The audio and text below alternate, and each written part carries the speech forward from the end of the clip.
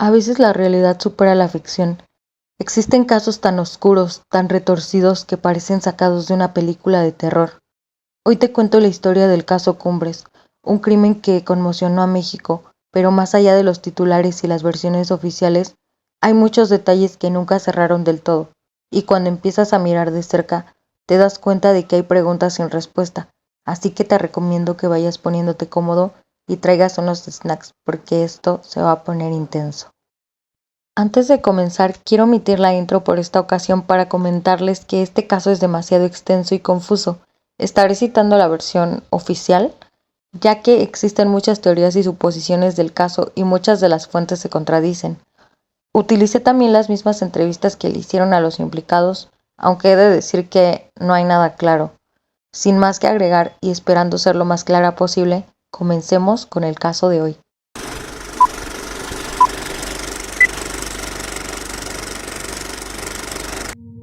Para entender mejor esta historia, primero tenemos que conocer a sus protagonistas.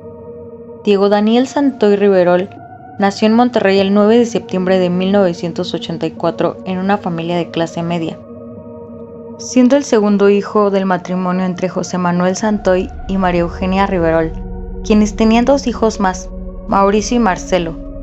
Diego asegura haber tenido una infancia feliz y tranquila. Parece no haber tenido ningún antecedente de violencia como se ha visto en otros casos de asesinos que terminan llevándolos a cometer crímenes en contra de otros. La gente que lo conoció decía que era un buen hijo, un buen hermano y un buen amigo. Nunca tuvo problemas en la escuela. Él mismo describía a su familia como muy unida y a sus padres como unas personas honestas y trabajadoras que lo sacaron adelante a él y a sus hermanos a pesar de las circunstancias. Era un joven con un coeficiente intelectual de 122, lo que era superior al promedio, según un estudio de la Universidad Autónoma de Nuevo León, en donde fue aceptado en 2005 y estuvo estudiando la carrera de Ingeniería Mecánica y Eléctrica. Tenía una personalidad introvertida, pero con un cierto encanto que le facilitaba las relaciones. No tenía vicios y no era problemático, por lo que sus padres le tenían mucha confianza y no tenían que andar detrás de él, porque sabían que allá donde fuera, siempre se comportaba. También estuvo incursionando como conductor de televisión junto con su hermano mayor, Mauricio, mientras Diego estaba estudiando en la universidad. Debido a esto, la gente llegó a pensar que fue Teresa Cos quien presentó a Erika y a Diego, lo cual no fue verdad. Erika Peñacos y León nació el 19 de septiembre de 1988 en Guadalajara. Fue la segunda de 4 hijos y provenía de una familia acomodada y muy conocida en México, ya que sus padres eran los astrólogos Gonzalo Peña y Teresa Cos, quien comenzó una carrera como conductora de un espacio donde se leían horóscopos en el Canal 12. Tiempo después se volvió una conductora muy conocida y comenzaría una relación amorosa con el empresario Enrique Lankenau, dueño de la empresa Multimedios, a quien pertenecían el periódico Milenio, Cinemas y Cablevisión. Tere Cos era una mujer con contactos y poder, algo que después sería un factor clave en este caso. Erika tenía 3 hermanos: Azura, quien era la mayor y con la que se llevaba muy bien, Eric Azur, de 7 años, y la pequeña María Fernanda, de apenas 3. Se dice que tras el divorcio de sus padres, Erika comenzó a cambiar con su madre y a tener problemas con ella. También con sus hermanos pequeños, con los cuales casi nunca había tenido una buena relación. Al parecer, alguien le había contado a Erika que estos no eran hijos de José Peña, sino de otro hombre, por lo que las cosas entre ellas no iban nada bien. Y debido a que Tere tenía que trabajar, casi siempre dejaba a sus hijos solos, hasta que optó por contratar a una empleada doméstica que cuidara de ellos y se encargara de sus necesidades básicas, así como de la limpieza del hogar. Fue así como contrató a Catalina Bautista Juárez, que llegó a pedir trabajo un mes antes de aquella fatídica noche. Catalina era quien permanecía al cuidado de los niños 24/7, pero era ayudada también por Erika y Azura.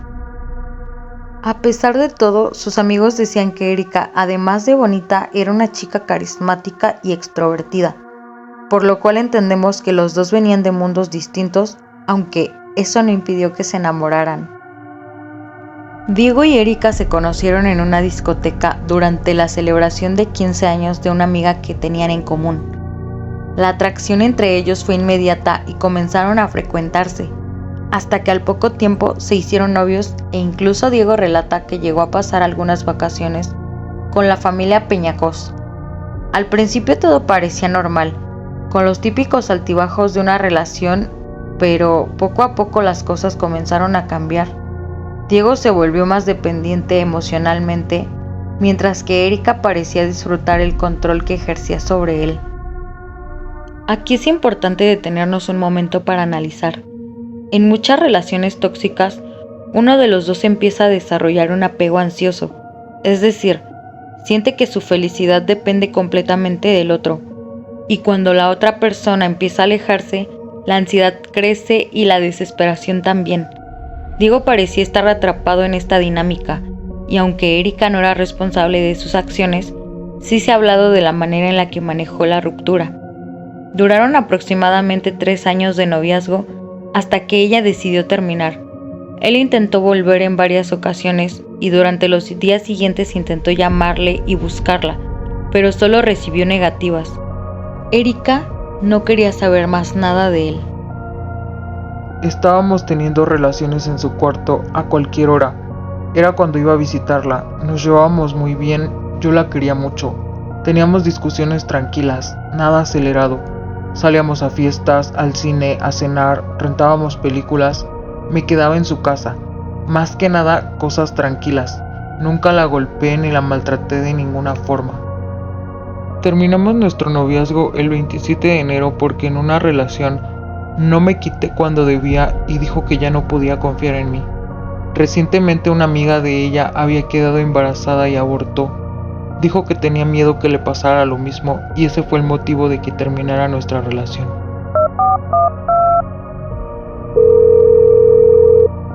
El día 1 de marzo, a eso de las 7:30 de la noche, Diego llamó a su amigo Humberto Leal Molina para invitarlo a cenar a su casa, a lo que él accedió y hasta se quedó a dormir.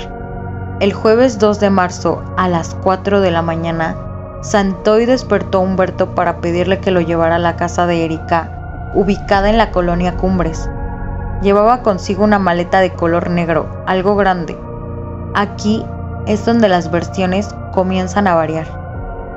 Según la versión oficial, entre las 4:15 y las 4:20 de la madrugada, Diego Santoy entra por la puerta principal y se dirige hasta el patio, en donde procede a sacar de su maleta un pasamontañas para proteger su identidad y aparentar ser un ladrón. Entre las 5 y las 5:30 entra otra vez a la casa y comienza a cortar los cables del teléfono a modo de dejar a la familia incomunicada. Entre 5:20 y 5:40 fue y cortó los cordones de las persianas de la sala. Entre 5:40 y 5:50 de la mañana se fuma un cigarrillo en la sala, dejando posteriormente la colilla en una cubeta.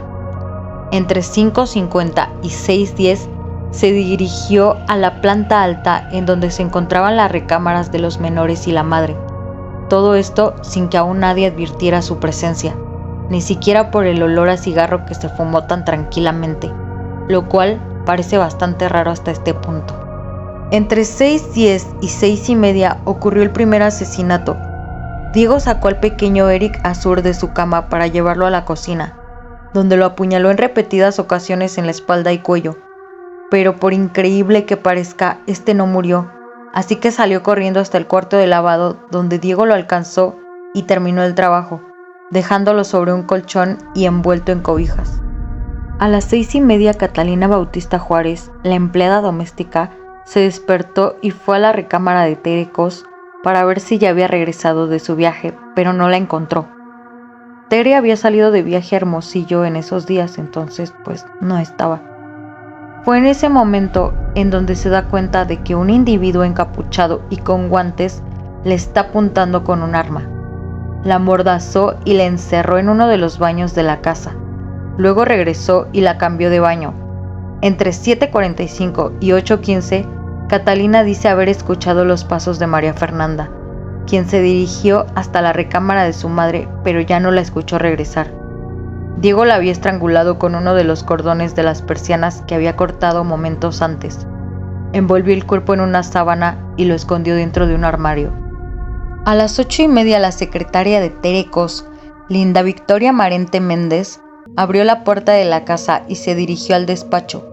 Así que Diego no tuvo más remedio que esconderse en el mismo baño en donde había metido a Catalina. Ahí esperó a que Linda se marchara, 1 hora y media después. Inmediatamente después de que ella se fue, Diego salió de su escondite y cambió a Catalina de baño otra vez. Fue entonces que decidió matar a Erika.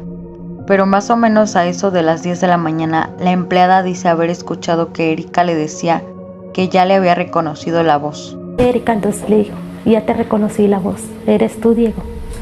Pero habló con fuerte Erika. Entonces ahí yo ya sabía que era Diego. Erika fue atacada con un martillo mientras Diego le confesaba que había matado a sus hermanos y a Catalina, y que ahora era su turno. También le dijo que había tomado un exceso de estupefacientes y que por ello estaba próximo a morir. Luego se recostó a un lado de Erika a esperar su muerte, pero como no fue así, le pidió que dieran un paseo. Media hora después, al darse cuenta de que su supuesto suicidio resultó fallido, me invitó a pasear, a lo cual me negué por la preocupación de ver a mis hermanos. Después le habría pedido que lo matara, a lo cual ella se negó. Entonces le dijo que si no lo hacía, él la mataría, y procedió a apuñalarla en el cuello y en el pulmón, dejándola desangrarse. A las 12, tomó a Catalina y la metió en la cajuela del auto de Erika y manejó durante varias horas, dentro de las cuales hizo varias paradas y en una de ellas pasó a casa de su amigo Humberto Leal para cambiarse de ropa. Ahí le confesó lo que había hecho. Me eché a 2. Me eché a la hermana y traigo a la chacha en la cajuela. No sé qué hacer. Voy a Sui. A las 2 de la tarde, Diego deja libre a Catalina, no sin antes amenazar con matarla si lo delataba. Seguido de esto, se dio a la fuga. A las 12:30, Linda había vuelto a casa de los Peñacos a buscar a los niños. Estuvo llamándolos por sus nombres durante un rato y al ver que nadie respondía, decidió subir las escaleras y revisar las recámaras. Pero lo que se encontró fue una escena que parecía salida de una película de terror. Había un rastro de sangre que la condujo hasta donde estaba Erika semi-inconsciente, por lo que fue a pedirle ayuda a Sura para que llamara a los paramédicos. Aquí, muchos estarán preguntando si es que Azura no se había dado cuenta de nada y la respuesta es que no. Supuestamente dijo que se había despertado como a las 9 de la mañana porque alguien la llamó por teléfono y que después de eso se colocó los auriculares para escuchar música y que por eso no notó que estaba pasando algo. Obviamente esto no fue tan creíble y hay teorías que apuntan a que las dos hermanas actuaron en conjunto movidas por la ambición, ya que así no tendrían que compartir su herencia con nadie más. Esta teoría también nos dice que Erika pudo haberse autolesionado con ayuda de su hermana en cuanto Diego se marchó de ahí. A eso de la 1:30 de la tarde, Linda Marente llama a la policía. Hay una chica golpeada, tiene mucha sangre, creo que fue su exnovio. Pero nunca mencionó que los dos niños estaban muertos. Pronto llegaron a la casa los paramédicos y unidades policíacas, quienes revisaron todo y encontraron los cuerpos de los pequeños. Diego contó después en una entrevista que Erika estaba enojada con su madre, pues ella le había dejado la responsabilidad de cuidar a sus hermanos, a quienes ahora ella consideraba sus medios hermanos gracias a lo que alguien le había contado tiempo atrás. Yo no lo hice. Las cosas no sucedieron de esa manera. Erika estaba muy enojada con su mamá. Estaba llena de odio hacia sus hermanos. No los soportaba y estaba molesta por cuidarlos, porque su madre salía mucho de viaje y no los cuidaba. Tenía que llevarlos a la escuela, tenía que recogerlos, tenía que dormir a Eric. Sabía que entre ella y la sirvienta se hacían cargo de los niños, porque la señora siempre estaba de viaje en cuestiones de trabajo o con el novio, y encima la señora tenía meses que quería tener otro hijo. Según Diego, todo se trató de una venganza de Erika en contra de su madre, venganza que habían convertido en una especie de pacto suicida, como muchos lo han llamado. Dijo que la madrugada del 2 de marzo, después de fumar su cigarrillo, fue directo a la recámara de Erika para hablar con ella y confesarle que había estado manteniendo relaciones con su madre, Tere Cos, lo cual lógicamente la hizo enfurecer. Comenzaron a discutir acaloradamente y bajaron a la cocina para continuar y así evitar despertar a alguien más. Diego aceptó haber tenido relaciones con su madre, quien le decía que no tuviera miedo, que Erika nunca se iba a enterar. Yo nunca me negué porque después de la primera vez me daba miedo decirle que no.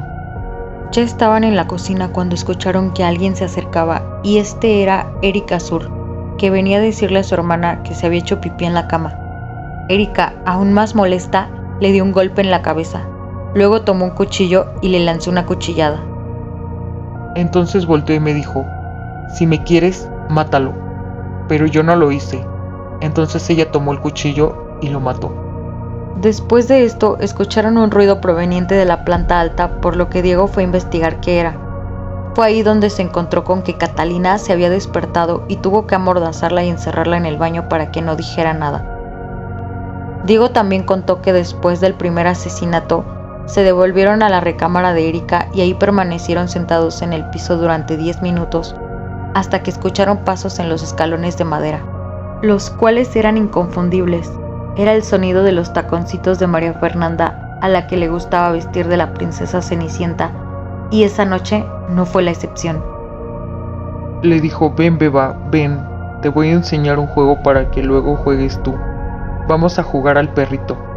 Le pidió que se pusiera en sus 4 extremidades. Luego le pasó una cuerda por el cuello y comenzó a apretarla con mucha fuerza. Se sentó encima de la niña y siguió estirando durante mucho tiempo hasta que dejó de moverse. Erika se levantó para ponerla dentro del closet y la tapó. Le pusimos una toalla encima. Cuando llegó la secretaria, Diego se escondió, y cuando se fue, Erika le pidió que también se deshiciera de Catalina, pero Diego no tuvo el valor de hacerlo y solo la cambió de baño para que Erika no se diera cuenta de que no lo había hecho. Erika le pidió que la matase porque ahora seguían ellos, continuando con su pacto suicida y así concretar su venganza. Le dio un martillo para que la golpeara, pero él no quería hacerlo. Fue tanta su insistencia que comenzó a pegarle un poco, pero luego se arrepintió. Entonces Erika le dijo que se fuera y se tirara de un puente. Luego fueron hasta donde estaba el cuerpo de Erika Sur y ella se tiró junto a él. La tomé de las axilas, debajo de los hombros, y la intenté cargar. Entonces se sentó y la llevé sentada hasta el cuarto de su mamá. Ahí la acosté en el tendido. Me dijo, necesito que te deshagas de Katy. No la vayas a dejar aquí. Llévate mi carro. Salí del cuarto de su mamá, entré al cuarto de Erika, busqué las llaves y salí del cuarto. Bajé las escaleras y entré otra vez al cuarto de su mamá. Le dije, me estoy arrepintiendo, voy a llamar a la ambulancia. Y me dijo que no, que me fuera. Y le dije, ¿y qué voy a hacer? Entonces me repitió, tírate de un puente y no se te olvide llevarte a Katy, pero necesito que termines conmigo también. Saqué el cuchillo de mi bolsa y se lo encajé. Después Diego sacó a Catalina del baño y la metió en la cajuela del coche para llevársela, pero según Catalina, escuchó cómo la pareja se despedía amorosamente, lo cual no hace mucho sentido ya que ellos ya no eran pareja y además Diego supuestamente la había atacado también.